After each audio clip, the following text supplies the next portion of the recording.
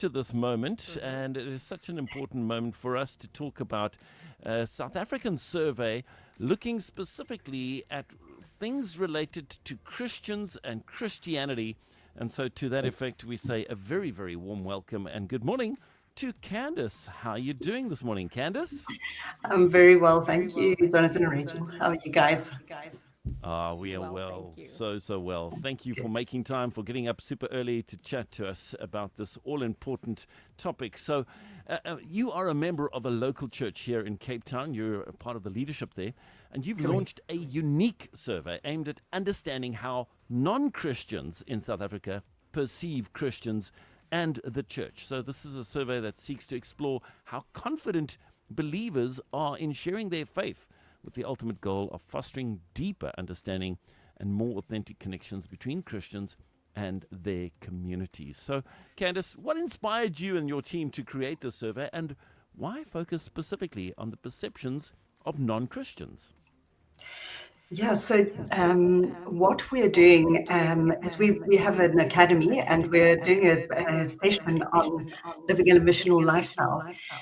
And we thought it would be good to look at the mood of non-South Africans towards South Africans in South Africa at the moment, because we've seen they've done similar surveys in the US and the UK, and it's really telling, very interesting to see how the movement of people's perspective shifts over the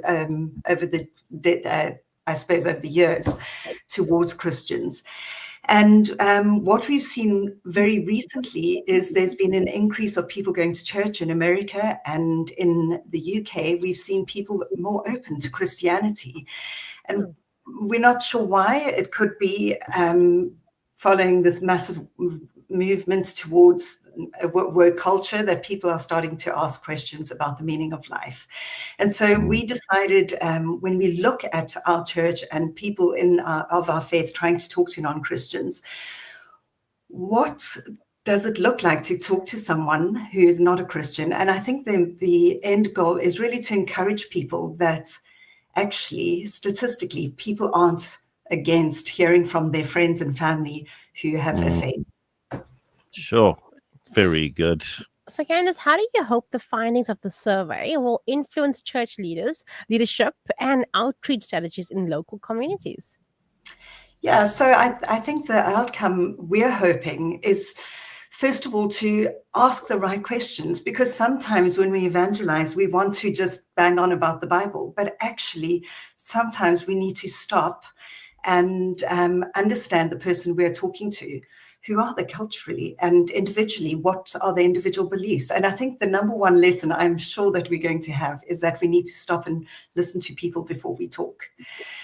And then the second thing I would say is I think we'll be surprised by some of the questions that people are asking. And in the survey, I have one particular question where I ask people, what if you could ask a really big question, what would that question be? And both in the UK and the US, people were surprised that people weren't really asking about God at all. And so it would be good to know, what are the questions? What is meaningful to people? But I think in South Africa, we have a very different culture and society because we are traditionally Christian as such. Sure, that is very, very interesting. If you just tuned in, we're chatting to Candice Mitchell. It's about a South African survey, and I love the fact that it's a South African survey, because so often, we hear about the Barna Group's done this and this one's done that and all these things, but it's all international. We want to know what's happening in South Africa. And alluding to that big question that people might have, I'm really curious to hear the results to that. But maybe you can share a little bit more about some of the other kinds of questions that are included in the survey and what you're hoping to learn additionally from that. Okay.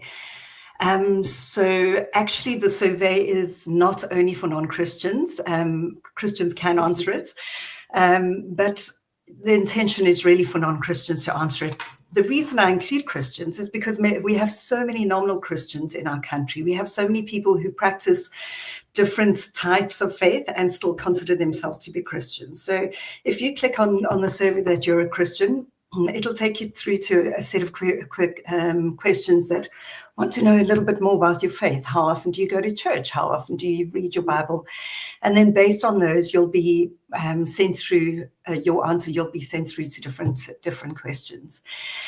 So yeah, I think it's a good survey. It's really non-offensive. It's really kind. I've got a couple of Muslim friends and atheist friends to look at it and just to give me the thumbs up to say it's not at all offensive, which I think is important. We want to ask questions that are going to be demonstrating us as Christians wanting to extend a hand of query rather than trying to be defensive or offensive.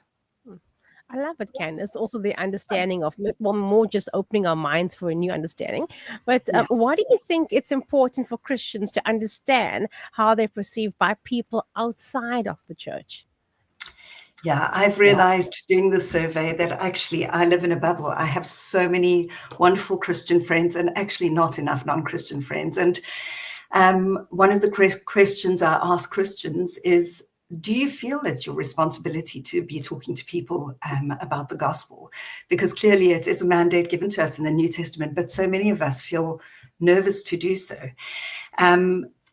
The reason I think it's important for us to understand how we are perceived is because part of the apprehension we have in talking to people about the gospel is fear of people's perspective of us, or fear of rejection or being scorned, because there has been some movements across the world where Christians have been persecuted, if you like, if a very harsh word for something that I don't mean physically, but obviously it's been hard being a Christian in a corporate or a school or a university environment. And I think I'm hoping to see that actually where you have relationship, and I think this is really important, where you have relationship with a person, it's so much easier to actually ask the kind of questions when you've been listening to what they are needing or wanting to hear.